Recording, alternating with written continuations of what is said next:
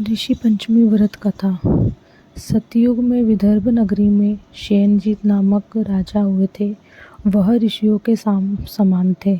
उन्हीं के राज में एक कृषक सुमित्र था। उसकी पत्नी जयश्री अत्यंत पवित्रता थी। एक समय वर्षा ऋतु में जब उसकी पत्नी खेती के कामों में लगी हुई थी तो वह रजस्वला हो गई। उसको रजस्वला होने का पता लग गया, फिर भी वह घर के कामों में लगी रही। कुछ समय बाद वह दोनों स्त्री पुरुष अपनी अपनी आयु भोग कर मृत्यु को प्राप्त हुए।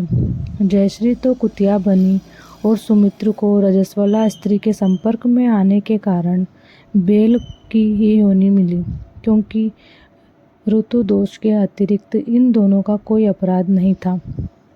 इसी कारण इन दोनों को अपने पूर्व जन्म का समस्त विवरण याद रहा। वे दोनों कुतिया और बेल के रूप में उसी नगर में अपने बेटे के यहाँ रहने लगे।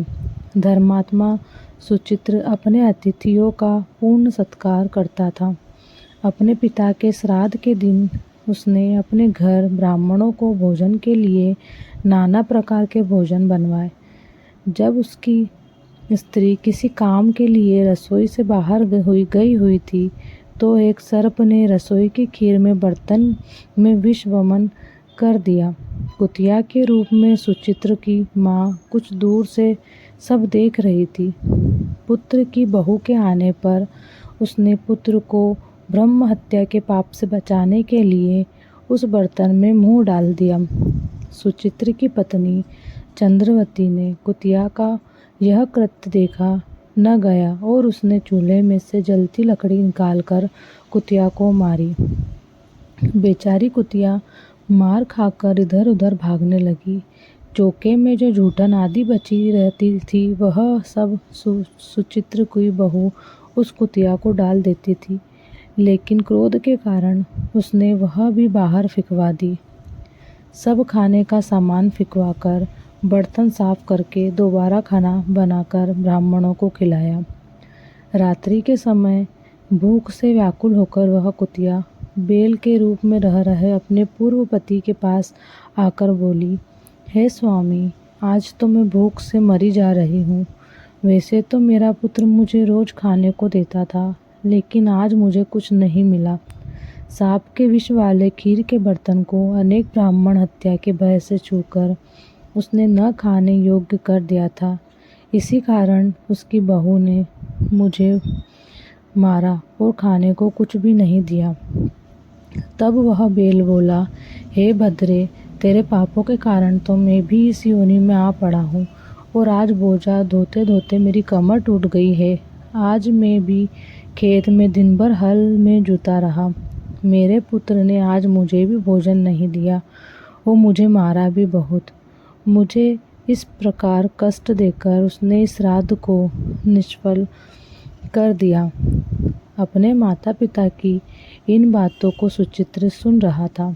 उसने उसी समय दोनों को भरपेट भोजन कराया और फिर उनके दुख से दुखी होकर वन की ओर चला गया। वन में जाकर ऋषियों से पूछा कि मेरे माता पिता किन कर्मों के कारण इन नीची योनियों को प्राप्त हुए हैं और अब किस प्रकार से इनको छुटकारा मिल सकता है। तब सर्वतमा ऋषि बोले, तुम इनकी मुक्ति के लिए पत्नी सहित ऋषि पंचमी का व्रत धारण करो तथा उसका फल अपने माता पिता को दो। भद्रपद महीने की शुक्ल पंचमी को मुख शुद्ध करके मध्यमा में नदी के पवित्र जल में स्नान करना और नए रेशमी कपड़े पहनकर अरुंधति सहित सप्त ऋषियों का पूजन करना। इतना सुनकर सुचित्र अपने घर लौट आया और अपनी पति सहित विधि विधान से पूजन व्रत किया। उसके पुण्य से माता पिता दोनों पशु योनियों से छूट गए। इसलिए जो महिलाएं श्रद्धापूर्वक ऋषि पंचमी का व्रत करती हैं वह समस्त सांसारिक सुखों को भोगकर वैकुंठ को जाती है।